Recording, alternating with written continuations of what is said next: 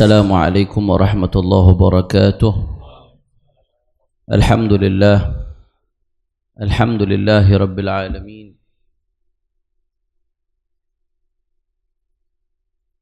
Wabihi nasta'in ala umuri dunya wad din. Allahumma salli wa sallim wa barik wa karrim wa majid wa azim ala sayyidina wa habibina wa syafi'ina wa nuri qulubina Muhammad الفاتح لما أغلق والخاتم لما سبق ناصر الحق بالحق والهادي إلى الصراط المستقيم وعلى آله وصحبه حق قدره ومقداره العظيم يا فتاه يا عليم. أما بعد. Para asatid, para habaib, para tuan-tuan guru, wabil khusus pimpinan Yayasan As-Sa'adah Fadilatul Habib Ali Ridha bin Idrus bin Hashim Al-Attas, begitu pula segenap guru-guru kita, para habaib, para asatid yang hadir di sini, tidak saya sebutkan satu persatu tanpa mengurangi rasa hormat dan ta'zim kepada beliau-beliau semua. Begitu banyak hadir, khususnya di sini ada Haji Madani bin Haji Madali, Habib Bagir Al-Haddad, dan semua orang-orang tua kami, para sesepuh. Kita doakan mudah-mudahan orang-orang tua kita, guru-guru kita, Allah panjangkan umurnya, Allah sehatkan badannya, Allah jaga zahir batinnya, Allah menangkan perjuangannya. Amin ya Rabbal. Dan salam penghormatan yang paling istimewa saya hadiahkan kepada hadirin hadirat, muslimin muslimat, mukminin mukminat yang hadir pada sore hari ini. Semua angkat tangan, kita minta sama Allah, mudah-mudahan tidaklah kita keluar dari tempat ini kecuali semua dosa kita diampuni oleh Allah. Yang sakit Allah angkat penyakitnya, yang punya hajat Allah qabul hajat-hajatnya, yang punya kesulitan dimudahkan kesulitannya, semua yang hadir dibahagiakan dunia sampai akhiratnya. Amin ya Rabbal. Sebelum kita melanjutkan kajian, yasurruni an ataqaddam ilaikum bitahni'ah uhanni'ukum bihulul al-'am al-hijri al-jadid 1448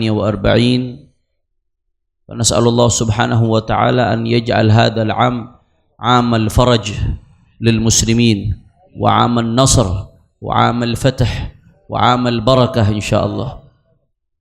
Sebelumnya saya mengucapkan selamat tahun baru Islam 1448 Hijriyah. Insyaallah mudah-mudahan ini tahun jadi tahun kemenangan buat umat Islam, tahun keberkahan buat umat Islam. Amin ya Rabbal. Melanjutkan kajian kitab Al-Atiyatul Haniyah lil Imam Al-Habib Ali bin Hasan Al-Attas rahimahullahu ta'ala rahmatal abrar. Wa ammal kibru fayamna'uka minhu an tatafakkara min ayna asluk wa ala ayyi halin anta wa ila ayyi shay'in tasir alaysa awwaluka nutfatan madhirah wa baina jambayka al'adhirah wa masiruka jifatun qadirah. Allah Allah Allah. Melanjutkan kajian, fadhal Habib Alwi, melanjutkan kajian kitab Al-Atiyatul Haniyah. Al-Habib Ali bin Hasan Al-Attas mewanti-wanti kita, ada beberapa hal yang kalau mau hidup kita selamat mesti kita hindari. Di antaranya di pertemuan yang lalu bareng sama Habib Taufik kita udah bahas, di antara yang diwanti-wanti sama Habib Ali bin Hasan adalah riya, pamer.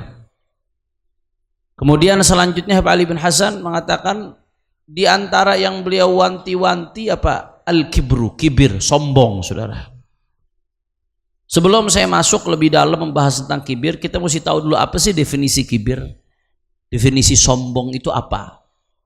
Apakah yang pakaiannya paling bagus, yang mobilnya paling mahal, yang rumahnya paling gede, yang jabatannya paling tinggi, yang duitnya paling banyak? Apa definisi sombong?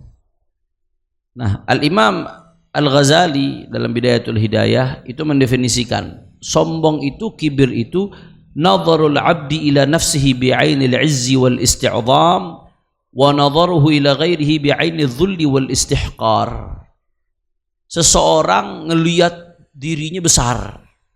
Jadi ketika memandang dirinya sendiri, dia nganggap dirinya besar, dirinya hebat. Kalau ngelihat dirinya sendiri, menganggap besar dirinya. Sedangkan kalau ngelihat orang lain, dia ngelihat dengan pandangan yang meremehkan, yang merendahkan. Orang udah kecil aja di mata dia, saudara. Itu namanya kibir. Beda sama ujub. Kalau kibir itu harus ada pihak kedua yang diremehkan. Itu kibir. Kibir itu harus ada pihak kedua yang diremehkan. Nganggap remeh orang lain, nganggap rendah orang lain. Ada perbandingannya kalau kibir. Dia ngerasa lebih tinggi, orang lain rendah. Itu kibir. Jadi andai kata orang lagi dalam posisi sendirian, ya nggak ada perbandingan orang lain, ya nggak mungkin bisa kibir. Apa yang mau dibandingkan? Dia mau merasa lebih tinggi dari apa? Beda halnya sama ujub. Kalau ujub tuh merasa diri bangga, walaupun nggak dibandingin sama orang lain. Andai kata udah ngerasa hebat aja dah, ngerasa udah hebat aja, udah ngerasa paling luar biasa ada. Ujub itu namanya. Ujub walaupun nggak ada orang lain bisa. Dia sendirian nih hidup, nggak kenal orang siapapun, belum tentu selamat dari ujub. Karena kalau yang namanya ujub ngerasa dirinya hebat tanpa membandingkan kepada orang lah. Tapi kalau udah ngebandingin ke orang lain, dirinya ngerasa gede, orang lain semuanya dianggap kecil, dianggap remeh temeh, siapapun dia, itu namanya kibir ya ikhwan. Bahkan Imam Al-Ghazali itu dalam Ihya menjelaskan, andai kata nih, selama kita masih ngelihat ada orang muslim di atas muka bumi yang lebih rendah dari kita, selama masih ada perasaan itu berarti masih ada penyakit kibir di hati gitu tuh. Siapapun itu muslimnya. Ada muslim walaupun asi, walaupun ahli maksiat, tapi dia masih muslim. Selama dalam hati kita masih di perasaan, oh saya lebih baik dari dia, ana khairun minhu. Selama masih ada perasaan begitu, berarti di hatinya masih ada penyakit kibir. Walaupun secara de facto faktanya ini nasabnya lebih mulia, amalnya lebih soleh, ilmunya lebih banyak. Tapi perasaan itu kalau masih ada dalam hati, ngerasa ada orang lain yang lebih rendah dari dia, itu berarti masih ada penyakit kibir dalam hatinya. Na'udzubillah min. Penyakit kibir ini ya ikhwan, hasilnya ujung-ujungnya, outputnya apa? Ujung-ujungnya ngerasa ana, dikit-dikit saya. Udah paling top udah. Dan penyakit kibir ini yang bikin iblis diusir dari sorga, dimurkai, dilaknat oleh Allah. Kalau bicara ilmu, sepinter apapun ente, nggak ada yang ilmunya lebih hebat dari iblis. Sedahsyat apapun ibadahmu, nggak ada yang ibadahnya lebih hebat dari iblis awal. Iblis itu ahli ibadah, pinter. Dan iblis bukan nggak kenal Allah, iblis kenal Allah. Nggak kufur, iblis itu mengakui Allah sebagai Tuhan. Tapi apa yang bikin iblis akhirnya dimurkai, dilaknat? Ana khairun minhu. Khalaqtani min narin wa khalaqtahu min tin. Ketika disuruh sujud sama Nabi Allah Adam, Allah Ta'ala nyuruh iblis sujud. Sujud di sini bukan sajdat ta'abbud, bukan sujud untuk menghambakan diri, enggak. Bukan berarti disuruh nyembah Nabi Adam, bukan. Sujud itu buat ngehormatin Nabi Adam. Karena di situ perintah Allah, justru bentuk penghambaan dirinya dengan nurut perintah Allah ketika itu. Ketika disuruh sujud, apa jawaban iblis dengan sombongnya? Ana khairun minhu, saya lebih mulia dari dia. Ana khairun minhu, saya lebih mulia dari dia.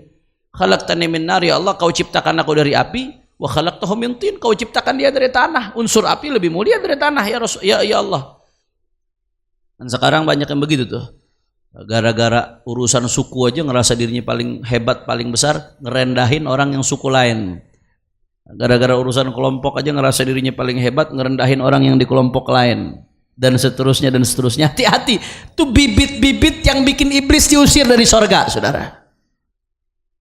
Kalau iblis aja yang udah sedemikian dahsyat ilmunya, sedemikian dahsyat ibadahnya, gara-gara ana khairun minhu, aku lebih baik dari dia, gara-gara itu iblis Allah usir dari sorga.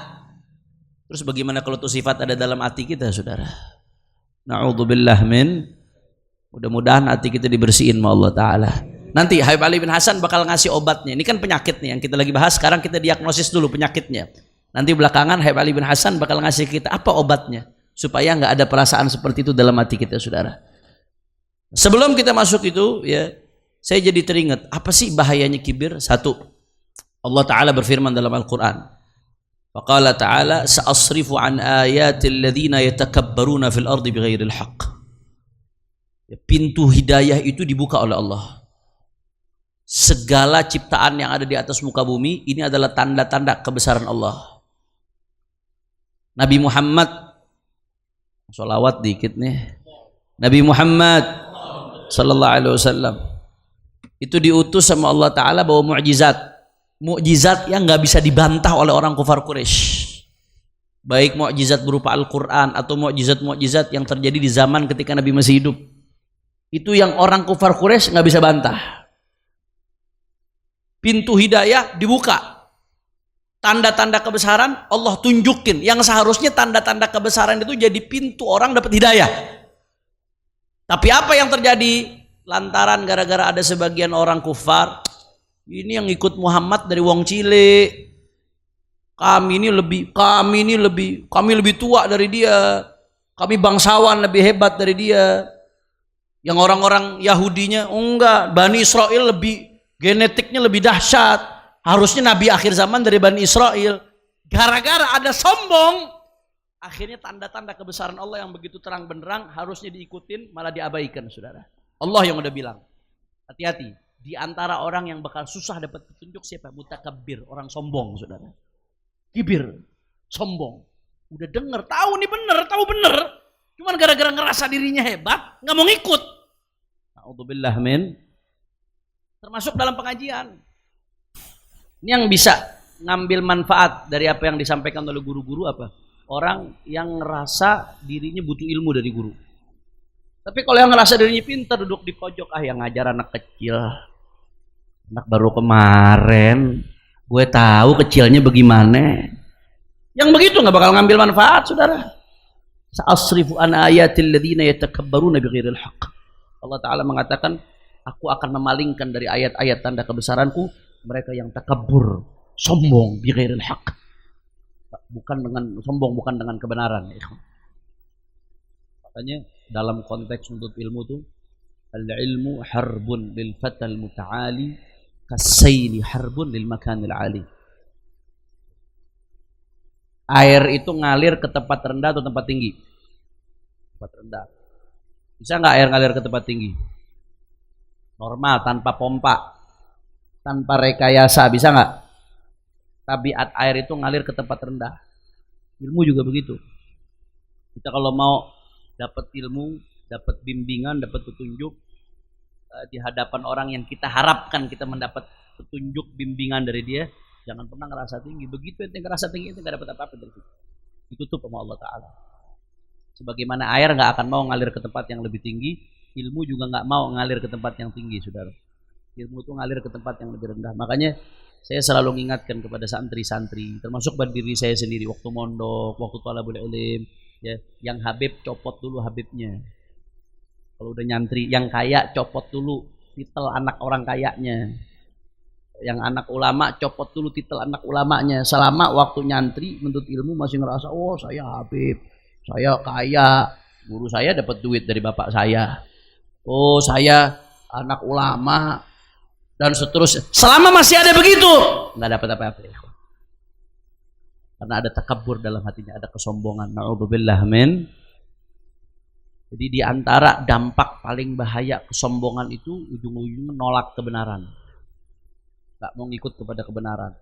Padahal udah jelas terang benderang kebenaran itu, tapi gara-gara lantaran sombong, ngerasa lebih tinggi dari yang menyampaikan kebenaran itu sendiri, akhirnya dia menolak kebenaran tersebut. Makanya di dalam sebuah hadis, na'udzubillah min dzalik, Rasulullah sallallahu alaihi wasallam bersabda, la yadkhulul jannah man kana fi qalbihi mithqala dzarratin min kibir.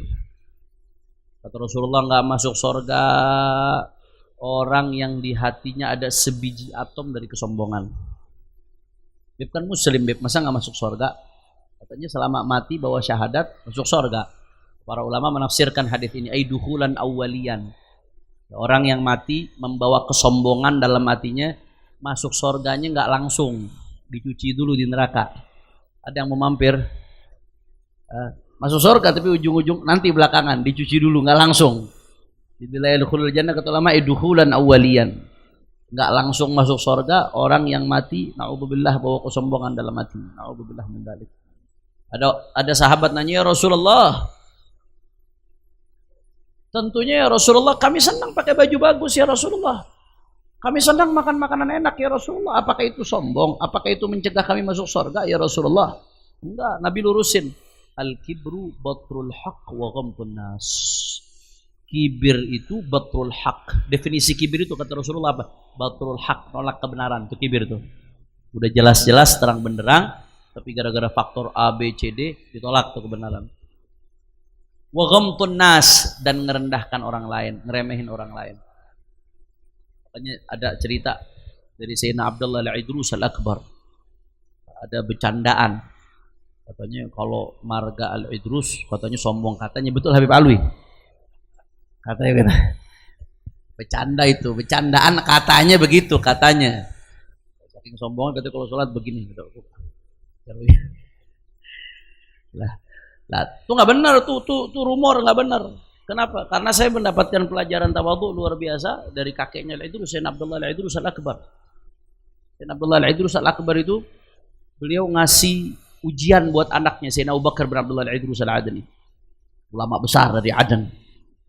Ketika beliau ngedidik anaknya, setelah anaknya dididik sedemikian rupa, anaknya sama beliau Sayyidina Abu Bakar Al-Idrus Al-Adni disuruh keluar. Ayo nak, kamu sekarang keluar, ya, cari satu hal yang lebih rendah dari kamu. Kalau ketemu baru balik kabarin saya. Abu Bakar Al-Idrus tuh muter-muter keliling, gak ketemu. Sampai ketemu seekor anjing. Ada anjing nih. Ini udah pasti nih lebih rendah dari saya nih.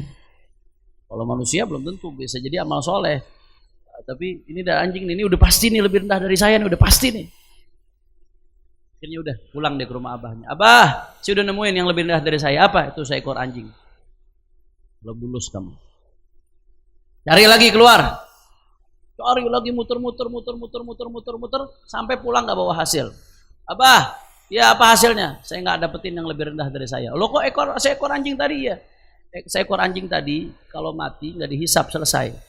Saya kalau mati ya dihisap, belum tentu saya bisa masuk surga. Kalau udah masuk surga baru pasti lebih baik dari anjing, saudara. Dia ngajarin tawadhu Al-Idrus.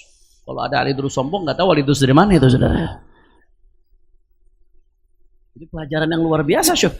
Sampai ngerasa dirinya di bawah. Karena kalau anjing ini mati, udah selesai nggak dihisap. Tapi saya nih, kita nih manusia, kalau mati amal buruk kita lebih gede dari amal baik kita. Masuk neraka kita. Kalau udah masuk neraka berarti lebih buruk kita dari binatang ya ikhwan. A'udzubillah min. Ada pelajaran dari para ulama-ulama. Makanya Imam Al-Ghazali itu ngasih clue begini supaya kita nggak sombong, nih ngasih clue begini setiap ngadepin orang. Kalau ketemu orang yang lebih tua langsung ingat. Begitu mau sombong ingat, ya Allah dia lebih tua. Umurnya udah lebih lama dari saya, berarti ibadahnya lebih banyak dong. Berarti dia lebih baik dari saya nih. Ketemu yang lebih muda bagaimana? Oh dia lebih muda, berarti dosanya lebih dikit dari saya. Karena hidupnya lebih sebentar, dosanya lebih dikit. Oh berarti lebih mulia nih dari saya nih. Ketemu yang lebih alim, oh dia lebih alim dari saya, udah pasti lebih mulia dari saya. Ketemu yang jahil, oh ini lebih jahil dari saya nih. Berarti tuntutan dia di hadapan Allah nggak seberat saya. Ilmu lebih banyak, tuntutannya besok di hadapan Allah lebih berat. Kalau ada Nabi Muhammad. Ketemu orang kafir, ketemu Ghazali. Bagaimana? Saya nggak tahu nanti penutup umurnya bagaimana. Kalau saya ditutup umurnya husnul khotimah, baru saya lebih baik. Selama saya belum ditutup husnul khotimah, saya kagak tahu deh tuh ujung ntar bagaimana. Mudah-mudahan sih husnul khotimah, insyaallah. Jelas atau tidak? Bukan berarti terus kita mandang Islam sejajar atau rendah dari yang lain ya, enggak ya. Soal Islam ya'lu wa la yu'la alaih. Islam sebagai sebuah agama kita mesti tegak. Islam tinggi, enggak ada yang lebih meninggikan di atas Islam, saudara. Tapi sebagai sebuah personal dalam konteks ngejaga hati, ya, kita selama kita masih hidup belum husnul khotimah, berarti nggak ada yang tahu kita mati bawa iman apa kagak. Selama seperti itu, ya, nggak ada yang bisa jamin kita ujung-ujungnya lebih mulia dari dia. Na'udzubillah min. Jelas atau tidak? La ilaha illallah. Makanya Sayyidina Abu Bakar Siddiq itu mengatakan apa sampai? Kata Sayyidina Abu Bakar Siddiq, la tahqiranna ahadan minal muslimin fa inna saghiral muslimin 'inda Allah kabir. Allah. Sallu ala Nabi Muhammad. Sayyidina Abu Bakar radhiyallahu anhu mengatakan, la tahqiranna ahadan minal muslimin. Jangan rendahin satu orang pun dari umat Islam. Mau beda ormas ke, beda kelompok ke, mau dia ahli maksiat lagi. La tahqiranna. Kita nahi munkar, iya, nahi munkar harus. Kalau ada yang melenceng diingetin wajib. Tapi kalau ngeremehin, hati-hati, itu udah penyakit tuh. Masuknya udah lain. Kita mesti bisa membedakan, Saudara. Sebagai sebuah kemunkaran wajib ditegur. Tapi dalam konteks kamu ngerasa lebih hebat terus ngeremehin, hati-hati, itu penyakit tuh. Sifat itu mesti diingkari dari hati kamu, dari hati kita. Sayyidina Abu Bakar Siddiq mengatakan, la tahqiranna ahadan minal muslimin. Jangan pernah ngeremehin satu orang Islam pun. Jangan pernah ngeremehin, kata Sayyidina Abu Bakar Siddiq. Fa inna saghiral muslimin 'inda Allah kabir. Orang Islam walaupun wong cilik, ya, wong cilik orang Islam, tapi di sisi Allah dia besar, Saudara. Karena dia bawa la ilaha illallah Muhammadur Rasulullah sallallahu alaihi wasallam. Gak ada yang pantas sombong. Yang pantas sombong cuma Allah Subhanahu wa taala. Karena Allah Maha sempurna. Allah pantas nggak sombong. Makanya sifat Allah mutakabbir. Termasuk sifat kesempurnaan Allah. Allah punya sifat al-mutakabbir. Allah itu maha sombong. Ya pantas Allah sombong. Allah qaimun binafsihi. Allah nggak butuh sama orang. Nggak butuh sama yang lain. Ala kulli syai'in qadir. Maha kuasa. Murid, maha berkehendak. Allah mengetahui segala sesuatu, melihat segala sesuatu. Allah Ta'ala tanpa permulaan, tanpa akhir. Ya, wajib bagi Allah buat sombong. Wajib bagi Allah. Yang pantas sombong ya Allah. Andai kata ada manusia yang pantas sombong, andai ada manusia yang pantas sombong, maka yang layak buat sombong cuma Nabi Muhammad SAW. Tapi Rasulullah tetap ngajarin tawadhu. Rendah hati, nggak sombong, sayyidul mutawadhi'in. Kaman nas, kalau bahasa orang Hadramut, kaman nas. Nabi itu orangnya low profile, tapi heibah. Punya wibawa tapi low profile. Nabi itu pemimpin negara saat itu, tapi mau menemuin Nabi seperti nemuin rakyat biasa, ya ikhwan. Saking tawadhu'nya Nabi Muhammad SAW. Kata Rasulullah, innama ana abdun. Aku ini cuma hamba, kata Rasulullah. Hamba yang makan qadid, apa deng-deng. Daging yang dikeringkan, kata Nabi. Ini Nabi Sayyidul Awwalin wal Akhirin, Imamul Muttaqin, Sayyidul Anbiya wal Mursalin, Sayyiduna Muhammad sallallahu alaihi wasallam. Dengan ketawaduannya beliau mengatakan, innama ana abdun, ana ini cuma hamba, bukan siapa-siapa. Makan cuma deng-deng, makan daging yang dikeringkan, ditipisin seperti hamba-hamba yang lain. Padahal beliau al-insanul kamil, manusia yang sempurna, yang dibuat sempurna oleh Allah Subhanahu wa ta'ala. Makanya Allah Ta'ala mengatakan kalau ada yang sombong hamba, apa kata Rasulullah, kata Allah Ta'ala dalam sebuah hadis qudsi, kata Allah Subhanahu wa ta'ala, al-kibriya'u ridai wal 'azamatu izari faman naza'ani wahidan minhuma alqaituhu fi jahannam wala ubali. Dalam hadis riwayat sahih Muslim, kata Rasulullah, kata Allah Ta'ala dalam hadis qudsi, al-kibriya'u ridai, kata Allah, kesombongan itu adalah selendangku, kata Allah Ta'ala. Kesombongan adalah selendangku, kata Allah. Pakaiannya Allah ya kesombongan. Makanya di Al-Quran isinya Allah sedang membanggakan dirinya. Innallaha ala kulli syai'in qadir. Allah sedang membanggakan bagaimana proses penciptaan yang Allah lakukan yang begitu luar biasa. 7 lapis langit, 7 lapis bumi. Itu kan Allah lagi menyombongkan kebesarannya. Allah mengatakan, al-kibriya ridai. Kesombongan itu adalah selendangku, kata Allah. Wal 'azamatu izari. Ya, kebesaran itu adalah pakaianku, kata Allah Subhanahu wa ta'ala. Maka faman naza'ani wahidan minhuma, barang siapa yang merebut selendang dan pakaian kebesaran Allah, dia bukan Tuhan, tapi dia mau sok-sokan kibir, mau sok-sokan sombong seperti Tuhan. Apa kata Allah? Alqaituhu fi jahannam wala ubali. Aku lempar dia ke neraka dan aku nggak peduli, kata Allah Subhanahu wa ta'ala. Mudah-mudahan kita diselamatin sama Allah Ta'ala. Maka saudara, ini kita penyakitnya udah tahu nih sekarang ya. Ini tadi yang saya bahas di awal prolog. Kita diagnosis dulu penyakitnya. Apa dampak fatal yang bisa diakibatkan oleh penyakit tadi? Jauh dari kebenaran, bahkan dampak yang paling fatalnya neraka. Na'udzubillah min dzalik. Kemudian bagaimana obatnya? Obatnya bagaimana nih? Supaya kita bisa selamat dari ini penyakit. Kata Pak Ali bin Hasan Al-Attas, wa ammal kibru fa yamna'uka minhu an tatafakkar. Syuf, Pak Ali bin Hasan ini ulama, tapi apa yang beliau sajikan luar biasa. Yang namanya sebuah sikap itu. Kibir itu kan urusan hati, tapi nanti akan tercerminkan di sikap. Sikap itu bermula dari pikiran, dari mindset, saudara. Semua sikap itu bermula dari pikiran. Maka yang diluruskan sama beliau cara ngobatinnya apa? Pola pikir. Kata beliau, maka yang menjadi pencegah kamu untuk sombong, anta tafakkar. Ayo kamu berpikir. Kalau mau sombong nih, begitu timbul perasaan mau sombong gara-gara duit, gara-gara jabatan, gara-gara nasab, gara-gara ilmu, gara-gara gelar akademik, dan seterusnya. Begitu kamu mau sombong, kata Ali bin Hasan, ayo dong mikir. Minaina asal usul kamu ini apa sih? Cuma mani. Asal usul kamu ini setetes air yang menjijikan. Setetes air yang menjijikan. Yang mau disombong itu apa? Ayo dong mikir. Yang tiba-tiba mau sombong nih dengan barangnya yang mewah, dengan nasabnya yang mulia, yang mau menyombongkan hartanya yang banyak. Ayo mikir.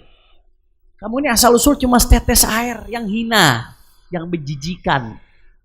Yang andai kata ada orang lain melihatnya jijik. Itu asal usul kamu, terus mau sombong. Wa ala ayyi halin anta, kata Ali bin Hasan, mikir keadaan kamu ini seperti apa? Mikir. Kamu yang lemah, yang gak berdaya, yang ada satu urat digeser aja sama Allah, selesai. Saraf satu digeser, nangis-nangis. Satu pembuluh darah dibikin meletus saja, saudara. Yang pintar coba masih bisa pamer kepintarannya. Yang kaya masih bisa bangga dengan hartanya. Yang punya jabatan masih bisa tuh nikmatin jabatannya. Satu pembuluh darah dibikin meletus saja, saudara. Pembuluh darah. Mikir keadaan kita betapa lemahnya sebagai hamba Allah. Wa ila ayyi syai'in tasir. Dan kata Ali bin Hasan, di antara obat sombong apa? Mikir, kamu ini setelah ini kemana? Itu pakaian-pakaian brand yang kamu beli, perhiasan yang begitu banyak yang kamu kumpulkan, rumah yang besar yang kamu bangun, mobil mewah yang kamu kendarai, semuanya begitu napas akhir kamu terhembus, nyawa meninggalkanmu, semuanya gak akan ada yang kamu bawa. Yang kamu bawa hanya 3 lembar kain, saudara. Rumah yang besar akan kamu tinggalkan, tetap sekaya apapun raja sekalipun, ujung-ujungnya 1 kali 2 meter. Yang akan menemani adalah amal soleh. Terus apa yang mau disombongin? Ayo pikir. Ali bin Hasan Al-Attas ngajak kita, ayo obati nih penyakit mulai dari pola pikir. Begitu mulai timbul perasaan sombong di hati kita, mikir lagi. Begitu mulai perasaan sombong di hati kita, mulai lagi. Karena semua penyakit hati itu treatmentnya, proses pengobatannya seumur hidup. Sebagaimana setan ngegodanya juga seumur hidup. Nggak bisa sekali terus selesai, enggak. Dia proses pengobatannya seumur hidup, saudara. Selesai dari pengobatannya kapan? Ketika kita meninggal husnul khatimah. Makanya dikasih resep sama Ali bin Hasan, ya, ini resep paten. Kapan itu penyakit datang, ambil dari resep. Ayo mikir, saya cuma sumbernya asal usul saya dari mana? Saya cuma manusia yang lemah, nggak punya apa-apa. Ujung-ujungnya juga saya masuk kubur. Apa yang mau saya sombongkan? Apa yang mau bikin saya sombong merendahkan orang lain? Kemudian ini lebih ajib lagi nih. Ini lebih ajib lagi nih. Ali bin Hasan ini ngutip sebetulnya. Beliau ngutip, ya.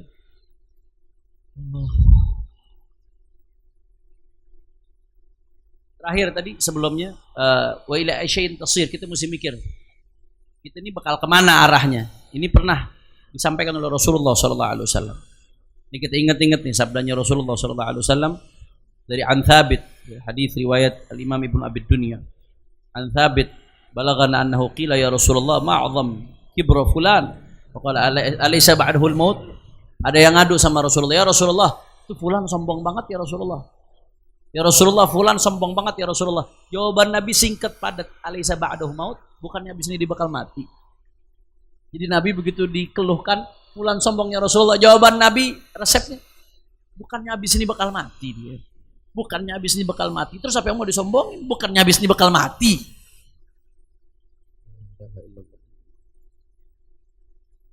Terakhir sebagai penutup, Habib Ali bin Hasan ngutip satu obat buat kita untuk kita tanamkan di benak dan pikiran kita. Ini beliau kutip dari satu kisah, ada namanya Mulahab. Mulahab ini ketika jalan yatabakhtar, jalannya petantang petenteng, jalannya orang sombong. Jalan petentang petenteng itu nggak bagus. Yubghiduhullah, itu adalah bentuk jalan yang dibenci sama Allah. Buat yang suka jalan petentang petenteng, itu jalan petantang petenteng dengan gaya sombong, itu misyatun yubghiduhullah, bentuk jalan yang dibenci sama Allah Subhanahu wa taala. Kecuali dalam konteks perang. Kalau perang emang konteksnya gagah-gagahan. Orang laki nyemir rambut dengan rambut hitam itu haram. Kecuali kalau perang, supaya kelihatan muda. Ada beberapa hal yang di luar perang diharamkan, tapi di perang dianjurkan. Nipu itu haram, tapi di perang nipu bisa wajib. Bohong itu dosa, tapi kalau di perang bohong itu harus, supaya nipu musuh. Perang, di dalam konteks perang termasuk jalan gagah-gagahan, show of force, menunjukkan kekuatan.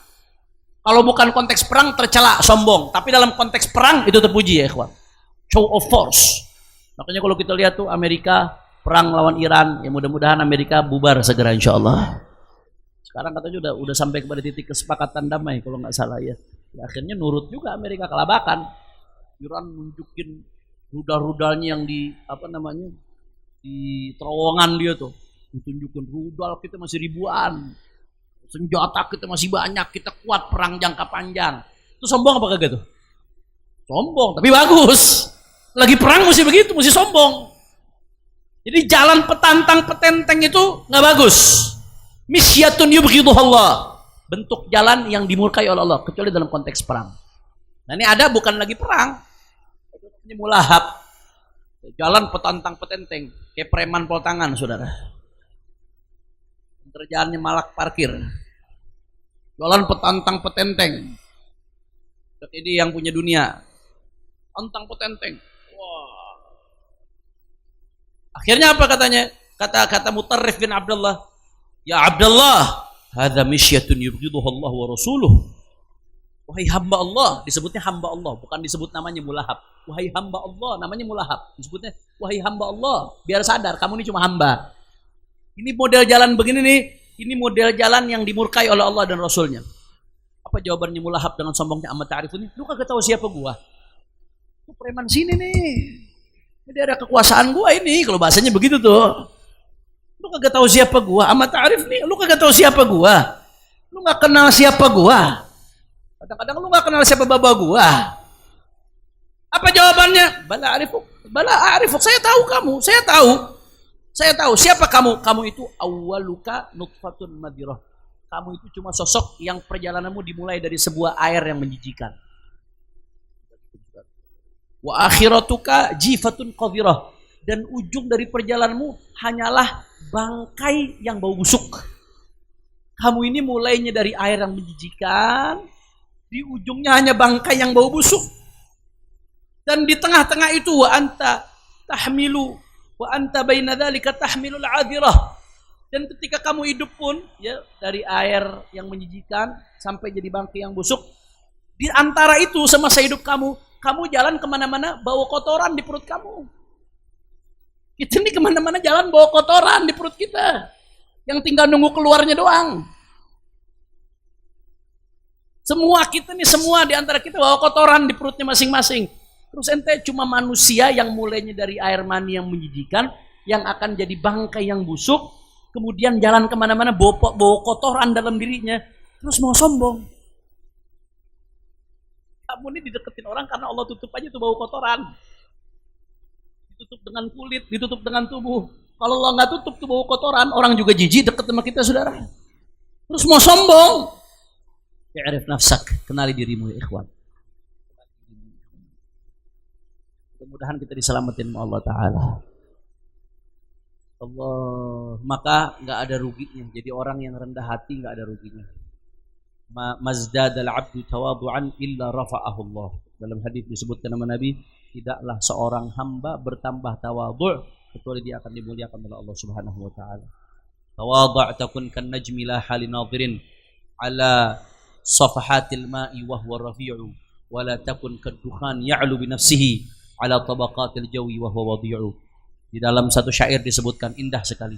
Kata syair itu tawadhu', bertawadhu'lah kamu, rendah hatilah kamu. Bukan rendah diri ya, rendah hati. Beda rendah hati merendah diri. Orang yang rendah hati tetap bisa memposisikan dirinya. Rendah diri itu kadang-kadang pengen sok-sok tawadhu tapi akhirnya jadi rendah diri. Ya, masjid masih kosong pengen duduknya di tempat sendal. Itu bukan tawadhu namanya, rendah diri itu. Enggak tahu diri. Enggak begitu. Tawadhu itu tetap bisa memposisikan diri, cuman hatinya enggak ngeremehin orang lain ya ikhwan. Maka tawadhu, berendah hatilah. Takun kan najmi. Kamu jadi seperti bintang kalau rendah hati. Bintang itu bagaimana? Kalau di malam hari, bintang itu kelihatannya ada di atas air. Di bawah kelihatannya. Padahal hakikatnya bintang tinggi atau tidak? Tinggi. Orang tawadhu begitu, kelihatannya rendah, seolah-olah kayak enggak ditengok, padahal magam indallah. Tinggi dia. Wala takun kadukhan ya'lu bi nafsihi ala tabaqatil jawi wa huwa wadi'u. Jangan jadi kayak asap. Asap itu asal usulnya sumbernya di mana? Di bawah api. Tapi itu asap terbang tinggi. Begitu dipegang kosong. Kelihatannya tinggi padahal rendah, Saudara. Mazdadal abdu tawadhu'an illa rafa'ahu Allah. Tidaklah seorang hamba bertambah ketawadhu'an makin jauh dari sifat kibir, dari sifat sombong, kecuali dia akan diangkat oleh Allah Subhanahu wa taala. Mudah-mudahan kita jadi hamba-hamba yang tawadhu'. Mulai dari pemimpin sampai rakyatnya tawadhu'. Ya, pemimpin kalau sombong nggak mau dengar nasihat, kritik dianggap ancaman. Itu akibat sombong, nggak mau dengar kebenaran, kritik dianggap ancaman, masukan dianggap kurang ajar, sombong. Ada kebenaran ditolak gara-gara bukan dari kelompoknya, sombong. Dan seterusnya, semua dari kita. Semua, termasuk ulamanya, semua termasuk umatnya. Mudah-mudahan kita dijauhin dari sifat sombong, hati kita dijauhkan dari sifat sombong, diberikan sifat tawadhu dalam hati kita, sehingga kita hidup dalam keadaan hati bersih, dalam keadaan tawadhu sampai meninggal dunia dalam keadaan husnul khatimah. Ala hadhihi niyah wa likul niyah salihah wa anna Allah yaqdi lana hajat hissiyah ma'nawiyah dunyawiyah wa ukhrawiyah bijahi khairil bariyah. وأن الله سبحانه وتعالى يسر لنا كل عسير بجاه النبي البشير النذير وإلى حضرة النبي محمد صلى الله عليه وسلم سر الفاتحة. بسم الله الرحمن الرحيم. إياك نعبد وإياك نستعين صراط الذين أنعمت عليهم. Ini nasihat saya sampaikan khususnya buat diri saya sendiri dan khususnya umumnya buat hadirin hadirat sekalian. Mudah-mudahan bermanfaat. Wassalamualaikum warahmatullahi wabarakatuh. Waalaikumsalam warahmatullahi wabarakatuh.